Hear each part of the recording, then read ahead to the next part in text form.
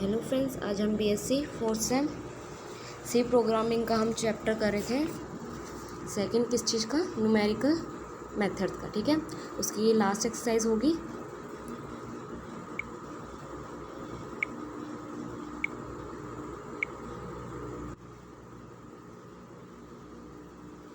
ठीक है, अब लास्ट एक्सरसाइज मतलब 2.6।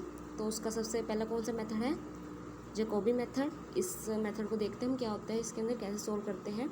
ये मेथड तब सोल्व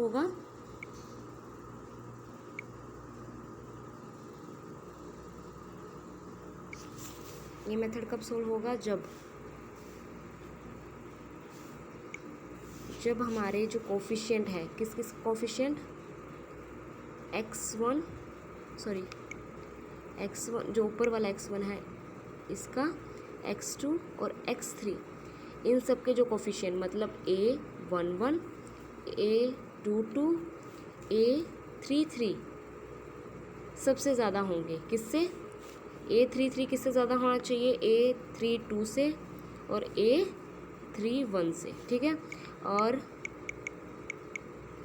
a22 किससे ज़्यादा होना चाहिए? a21 से और a23 से। तब हम ये मेथड अप्लाई कर पाएंगे। ठीक है, और a11 किससे बड़ा होना चाहिए? a12 से और a13 से। मतलब ये वाला जो है ये इन दोनों से बड़ा होना चाहिए। जो सेकंड वाला है ये फर्स्ट और थर्ड से बड़ा होना चाहिए। जो थर्ड वाला है ये फर्स्ट और सेकंड से बड़ा होना चाहिए। ये सभी कोफिशिएंट बड़े होने चाहिए, तब हम ये मेथड अप्लाई कर पाएंगे। ठीक है, तो इसका मेथड क्या है? सबसे पहले हमें क्या निकाल लेना है? जो हमें x1 निकाल लेना है। x1 तो सब b1 के उस साइड चला जाएगा सब कुछ। देखो मैं निकाल के दिखाती हूँ। ये जो इक्वेशन है, जब हम x1 ये वाली टर्म यहाँ रख लेंगे तो क्या होगा? b1 माइनस में कौन सा चला जाएगा? a13 x3 चला जाएगा, और साथ में क्या आ जाएगा माइनस में? a12 x2 और a11 जो ये है ये सबके डिवाइड में आएगा, जैसे ये a11। ऐसे ही हमें x2 निकाल लेना है सेकेंड इक्वेशन का, और फिर हमें x3 निकाल लेना है थर्ड इक्वेशन का। ठीक है, हमें सबसे पहले यही स्टेप करना है। उसके बाद फर्स्ट एटिरेशन, ये मेथड है, इसके अंदर मतलब एटिरेशन कई स्टेप होंगे। जब तक आंसर ना आ जाए हमारे एटिरेशन प्रोसीड करते रहेंगे। ठीक है, फर्स्ट एटिरेशन में क्या करना है? हमें x1 x2 और x3 को कोई वैल्यू देनी है। लेट हमने क्या मान लिया कि x1 को हमने क्या वैल्यू दी है? x10, और x2 को क्या वैल्यू दी है? x20, और x3 को क्या वैल्यू दी है? x30। अब क्या करना है? हमें इन तीनों का फर्स्ट एटिरेशन निकालना है। तो क्या होगा? x1 का फर्स्ट एटिरेशन ऐसे दिखता है। ठीक है ना, मतलब ब्रैकेट में 1 लिख देते हैं तो उसका मतलब फर्स्ट एटिरेशन। हमें x1 का फर्स्ट एटिरेशन कैसे मिलेगा? हमें जब हम x1 को x10 और x2 को x20 और x3 को x30। अब इसमें तो x2 है और x3 है, इसलिए हम x2 और x3 की वैल्यू डालेंगे। तो x2 की वैल्यू x20 और x3 की x30। अब हमें सेकंड इक्वेशन का फर्स्ट एटिरेशन निकालना है, तो 1 बाय में a20, और उसके बाद यहाँ पे क्या है?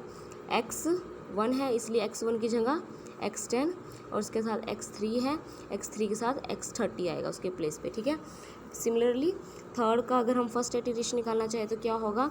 इसके साथ x1 है तो x1 की वैल्यू x10 है, और उसके बाद x2 है जिसकी वैल्यू x20 है। सिमिलरली अब यहाँ से हमारी कौन कौन से मिल जाएगी? x1 का एटिरेशन, x2 का एटिरेशन, x3 का एटिरेशन मिल जाएगा। अब हम इन तीनों का आगे यूज़ करेंगे। ठीक है, आगे वाली एटिरेशन में सेकंड एटिरेशन देखते हैं। x1 की सेकंड एटिरेशन, x2 की और x3 की सेकंड एटिरेशन कैसे होगी? 1 बाय में a11 तो सेम है, 1 a22 a1 बाय में a33, ये तो सेम है। अब जो हमारी वैल्यूज़ आएगी, अब हम क्या करना है? x1 first iteration, x2 first iteration, x3 first iteration. अभी हमने क्या किया था? फर्स्ट एटिरेशन में हमने x1 x2 x3 इस वाले के x1 x2 x3 की वैल्यू ये पुट की थी। अब हम सेकेंड एटिरेशन में क्या करेंगे? x1 x2 x3 जो इनकी वैल्यू है x1 x, उसकी जगह क्या प्लेस करेंगे हम, ये प्लेस करेंगे x1 फर्स्ट इटरेशन, किसकी जगह, x1 की जगह, x2 की जगह क्या प्लेस करेंगे हम, x2 का फर्स्ट इटरेशन, ठीक है, और x3 की जगह x3 का फर्स्ट इटरेशन, क्योंकि हमें उसकी वैल्यू मिल गई है, देखो यहाँ से मिल जाएगी ना, इन सब की वैल्यू मिल जाएगी और ये हम आगे यूज़ करेंगे, ठीक है। तो हम क्या करेंगे, यहाँ पे हमारा क्या था, x2 था, इसकी जगह x2 का फर्स्ट इटरेशन, यहाँ x3 था, x3 का फर्स्ट इटरेशन, x1 था, x1 का फर्स्ट इटरेशन, x3 था, x3 का फर्स्ट इटरेशन, x1 था, x1 का इटरेशन, x2 था, x2 का फर्स्ट इटरेशन, और इनके अंदर हम जब इनकी वैल्यू पुट कर देंगे तो हमारी ये भी वैल्यू निकल जाएगी, ठीक है। अब नेक्स्ट अगर हमें थर्ड इटरेशन निकालना है तो यहाँ पे हम क्या पुट करेंगे, सेकंड इटरेशन, मतलब x1 का सेकंड इटरेशन, x2 का सेकंड इटरेशन, x3 का सेकंड इटरेशन, जब हमें थर्ड इटरेशन निकालना हो। देखो मैं नेक्स्ट पेज पे दिखाती हूँ आपको, ये देखो, देखो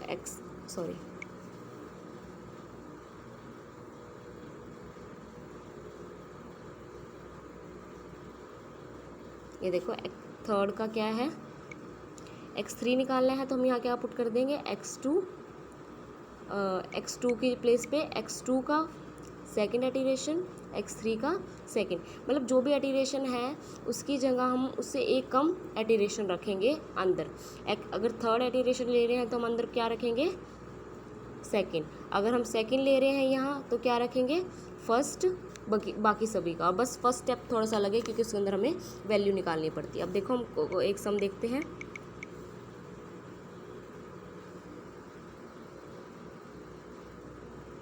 देखो हमें ये इक्वेशन दी गई है, ठीक है।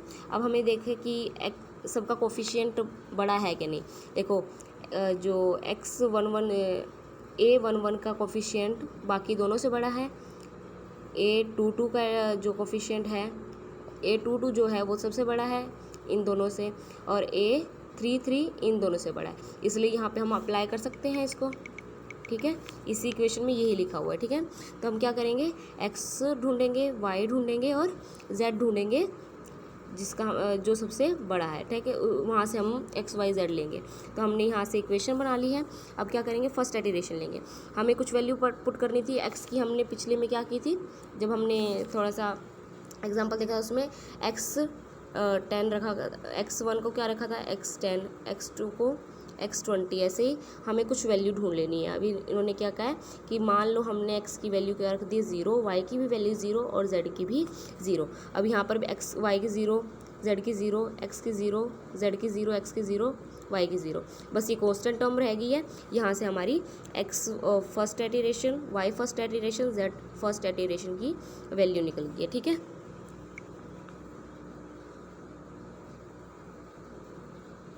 देखते हैं अभी यहाँ से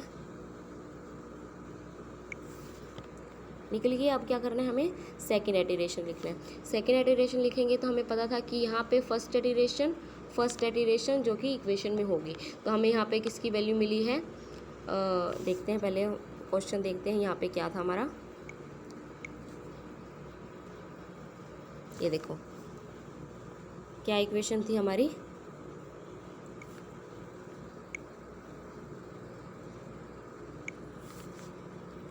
यहाँ पे था हमारा, ये देखो फर्स्ट इटरेशन ये था, सेकंड ये, थर्ड ये। अब इक्वेशन में क्या है, y है, मतलब सेकंड 0.9 रखी जाएगी, उसके बाद z है 1.25 रखी जाएगी, ठीक है। इन्होंने ऐसे ही पुट किया हुआ इसमें, ठीक है, इसके अंदर पुट किया गया है। देखो माइनस y मतलब y 1 आएगा, क्योंकि हम अगर y 2 निकाल रहे हैं, मतलब y का सेकेंड इटरेशन निकाल रहे हैं, तो y2 में क्या आएगा, x का फर्स्ट इटरेशन, देखो 3x है ना, माइनस 3x का फर्स्ट इटरेशन लेंगे हम, क्योंकि हम सेकेंड निकाल रहे हैं किसी इक्वेशन का y का। तो फर्स्ट इटरेशन क्या निकला है हमारा, किसका, x का, तो वो पुट करेंगे यहाँ पे।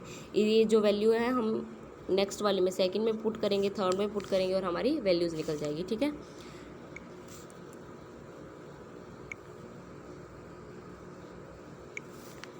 ये देखो x2 है तो यहाँ पे क्या था हमारा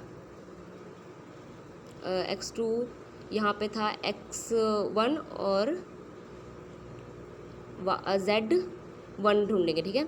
यहाँ पे x अगर 2 है तो यहाँ पे क्या होगा y1 और z1, क्योंकि हमें अगर सेकेंड एटिरेशन ढूंढना है तो हमें फर्स्ट एटिरेशन ढूंढना होगा, लेकिन क्वेश्चन के बेस पे यहाँ पे y और यहाँ z है, और उसकी वैल्यू क्या थी हमारी y की 0.9 हमने वो पुट कर दी है। वैसे ही हमने y सेकेंड एटिरेशन, z सेकेंड एटिरेशन ढूंढना है, इसलिए अब थर्ड ढूंढेंगे तो क्या होगा उसके अंदर हमें y सेकेंड का और z सेकेंड का।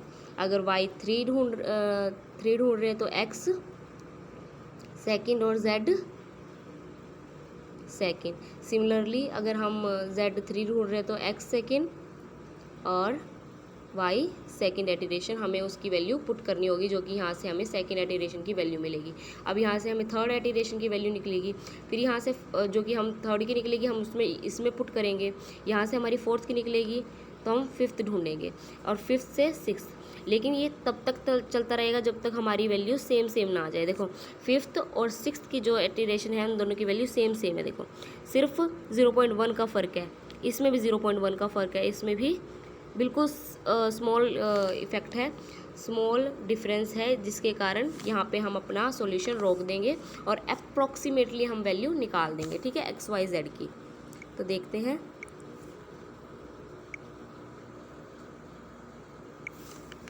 तो इन्होंने क्या वैल्यू दी है, x की 1, y की -1 और z की 1, जो कि बिल्कुल 1 के नियर थी, ठीक है ना। अब नेक्स्ट क्वेश्चन में क्या होगा, हमें इक्वेशन दी है, हमें फिर से x सबसे बड़ा 10x, और 10 जो है इन दोनों से बड़ा है, यहाँ पर भी 10 इन दोनों से बड़ा है, और ये 10 इन दोनों से भी बड़ा है, इसलिए हम ये मेथड अप्लाई कर सकते हैं, ठीक है। तो हम यहाँ से x वाई जेड की वैल्यू निकाल लेंगे, और फिर से हम एक्स वाई जेड को 0 रखेंगे, और यहाँ से फर्स्ट एटिरेशन निकालेंगे तीनों इक्वेशन की। अब फर्स्ट एटिरेशन निकल गई तो सेकंड निकालेंगे, तो यहाँ पे कौन सी आएगी, फर्स्ट एटिरेशन, ठीक है ना। जो भी हमारा वेरिएबल होगा, जो भी वेरिएबल होगा उसका हम क्या लेंगे, फर्स्ट एटिरेशन यहाँ पे पुट करेंगे, ठीक है ना, और यहाँ से हमारी सेकेंड एटिरेशन की वैल्यू आ जाएगी, ठीक है। नेक्स्ट पेज,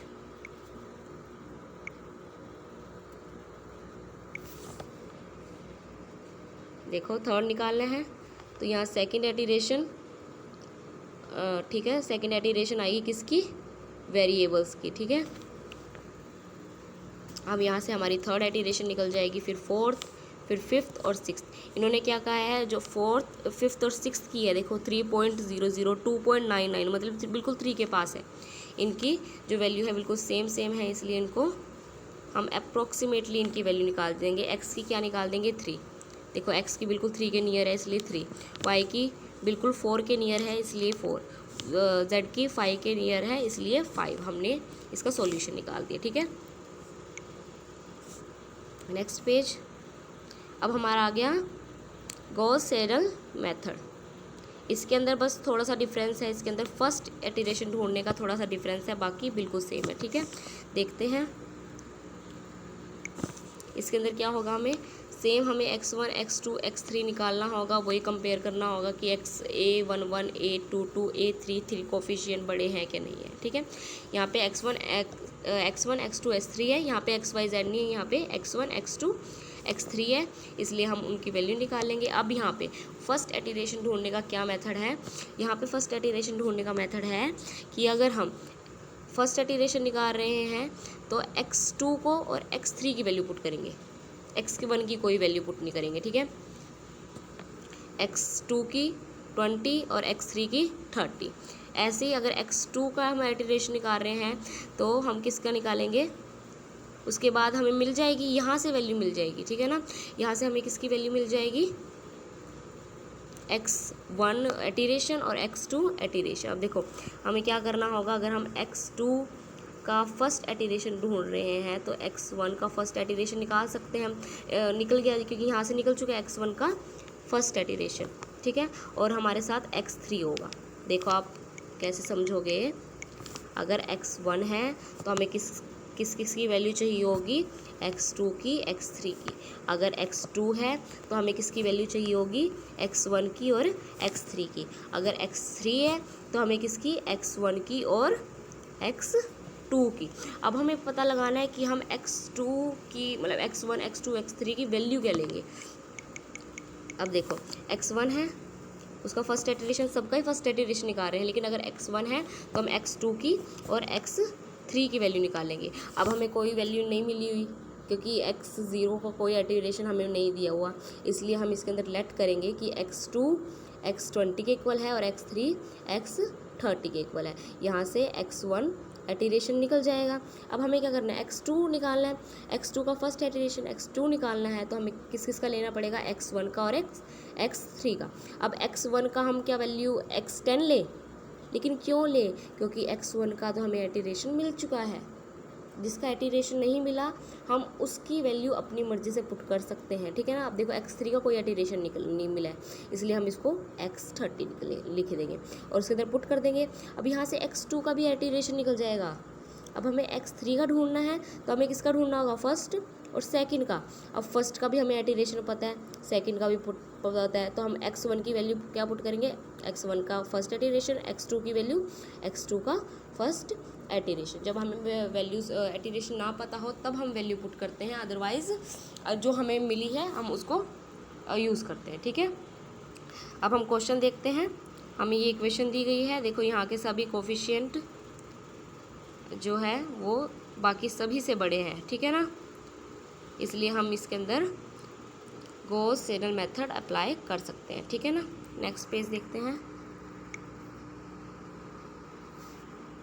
यहाँ से हम एक्स वाई जेड की वैल्यू निकाल लेंगे। पीछे एक्स की होगी, वाई जेड की ये निकल गई है। यहाँ से हम फर्स्ट एटीरेशन निकालेंगे। फर्स्ट एटीरेशन निकालने का क्या मेथड है, वाई और जेड को ज़ीरो, क्योंकि एक्स का निकाल रहे हैं तो हम वाई और जेड लेंगे, ठीक है। उसमें क्या था, x1 निकाल रहे थे तो x2 x3 ले रहे थे, यहाँ पे x निकाल रहे, यहाँ पे x y z है इसलिए x है तो y और z की। अब y और z की तो कोई एटीरेशन दी ही नहीं हुई है, फर्स्ट नहीं दी हुई, ज़ीरो नहीं दी, कुछ नहीं दिया हुआ, इसलिए y और z को हमने क्या पुट कर दिया, ज़ीरो। और यहाँ से हमें x की फर्स्ट एटीरेशन मिल गई। अब हमें क्या ढूंढनी है, y की भी फर्स्ट एटीरेशन ढूंढनी है। अब y की एटीरेशन ढूंढनी है तो y छोड़ के हमें किस किस का ढूंढना है, x और z। अब x की तो फर्स्ट एटीरेशन हमें मिल गई है तो x की जगह क्या पुट करेंगे, x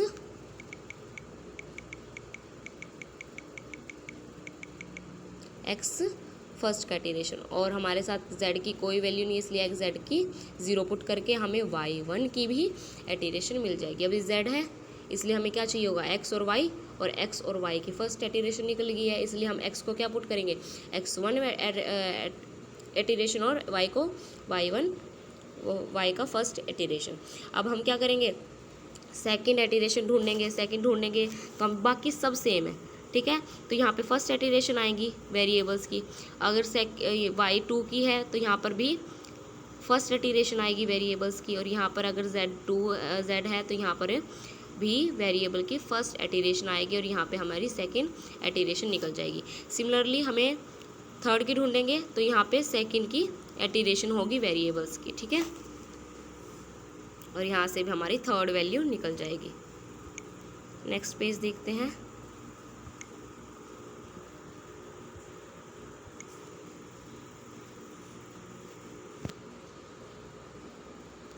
तो हमें इक्वेशन दी हुई है, ठीक है।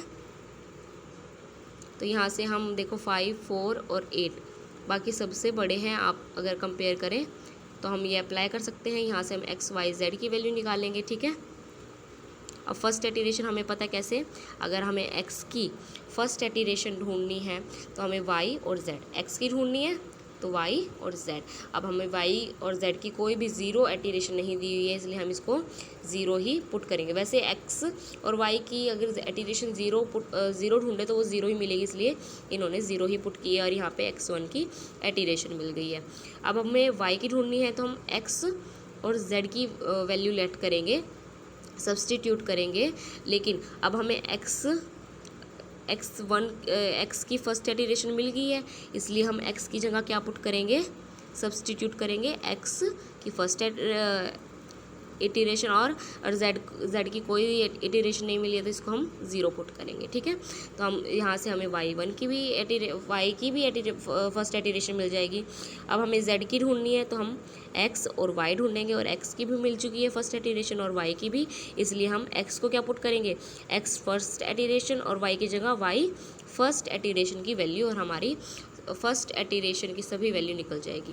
अब हमें सेकंड निकालनी है तो इसके वेरिएबल के प्लेस पे किसकी इटीरेशन आएगी, फर्स्ट इटीरेशन की, ठीक है। सिमिलरली अगर थर्ड की निकालेंगे तो सेकंड की आएगी, फोर्थ की निकालेंगे तो थर्ड की आएगी, और जब तक निकालेंगे जब तक हमारी वैल्यूज़ सोल्व ना हो जाए, ठीक है। नेक्स्ट पेज देखते हैं।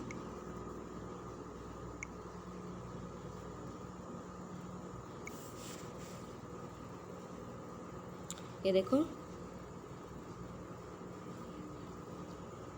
सब्सटीट्यूट कर दिया x is equal to x 2, क्योंकि अगर हमें y की ढूंढनी है तो y कैसे ढूंढेंगे हम, x और z की ढूंढेंगे। x और z की हमें पीछे सेकंड इटीरेशन मिल चुकी है, और हाँ, और z की क्या मिली है, हमें फर्स्ट इटीरेशन मिली है तो हम फर्स्ट ही पुट करेंगे। z की सेकंड इटीरेशन अभी नहीं मिली है, इसलिए हम z की फर्स्ट इटीरेशन और x की सेकंड इटीरेशन, क्योंकि पीछे हमारी x की सेकंड इटीरेशन मिल चुकी है तो उसके अंदर ये पुट करेंगे हम। अब z की ढूंढनी है तो x और y की, अब x की भी हमें सेकंड इटीरेशन पता है और y की भी सेकंड इटीरेशन पता है, तो वो भी हम सेम पुट कर देंगे, ठीक है। अब थर्ड कैसे ढूंढेंगे, अब थर्ड ढूंढनी है तो हमें y और z x की ढूंढनी है तो y और z ढूंढेंगे। y की हमें सेकंड इटीरेशन मिल चुकी है, ठीक है, यहाँ से हम सेकंड इटीरेशन मिली थी ना, और z की भी हमें सेकंड इटीरेशन मिल चुकी है, इसलिए यहाँ पे हम उसकी पुट करेंगे। अब हमें y की ढूंढनी है तो x और z की, x और z की, x की हमें थर्ड इटीरेशन मिल चुकी है, इसलिए हम मैक्सिमम से मैक्सिमम वैल्यू पुट करेंगे।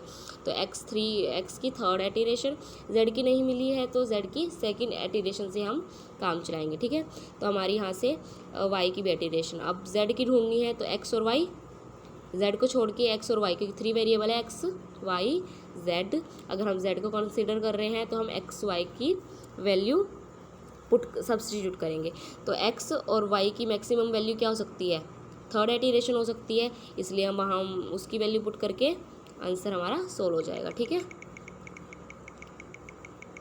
फोर्थ देखो, अब देखो y की हमें x की ढूंढनी है, x को छोड़ के y और z वेरिएबल है तो y और z की वैल्यू पुट करेंगे, y और z की मैक्सिमम वैल्यू पुट करेंगे जो कि थर्ड होगी, तो y की थर्ड इटीरेशन और z की भी थर्ड इटीरेशन, हमारा आंसर आ जाएगा सोल्व करके, ठीक है। अब यहाँ से y की ढूंढनी है, y को छोड़ के x और y z वेरिएबल, तो x की मैक्सिमम इटीरेशन कौन सी है, फोर्थ है, ठीक है ना। अभी तक हमने इसमें थर्ड ली थी क्योंकि कोई मैक्सिमम नहीं आई थी, लेकिन अब यहाँ से थर्ड की x की 4 आ चुकी है तो हम x को किसके इक्वल रखेंगे, x 4 की इटीरेशन के इक्वल, लेकिन z की कोई मैक्सिमम वैल्यू नहीं है, z की थर्ड ही मैक्सिमम वैल्यू है, इसलिए हम यहाँ से थर्ड ही पुट करेंगे और हमारा y 4 भी निकल जाएगा। अब हमें z की फोर्थ इटीरेशन निकालनी है तो क्या करेंगे, z को छोड़ के बाकी कौन से वेरिएबल है x और y, दोनों की हमें मैक्सिमम x4 इटीरेशन मिल चुकी है, इसको पिट करके हमारी z4 भी मिल जाएगी। सिमिलरली हम फिफ्थ की भी निकाल लेंगे, ठीक है।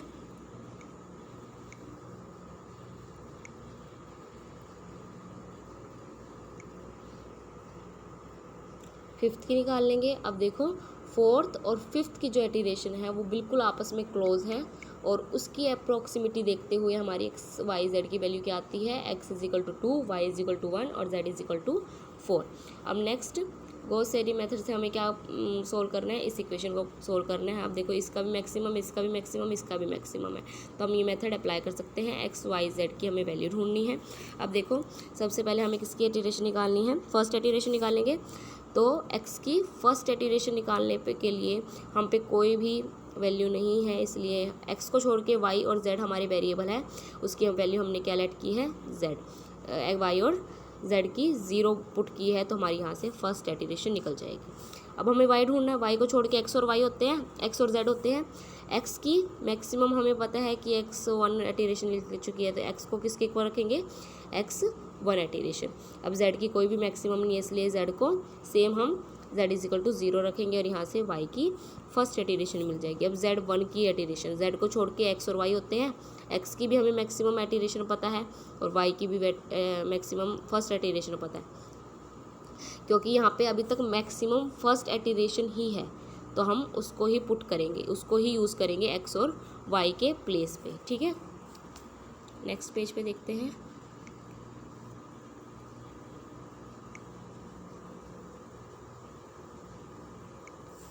ये देखो, अब नेक्स्ट हमें क्या ढूंढना है, सेकेंड इटरेशन जो ढूंढनी है x की, तो x को छोड़ के y और z वेरिएबल होते हैं।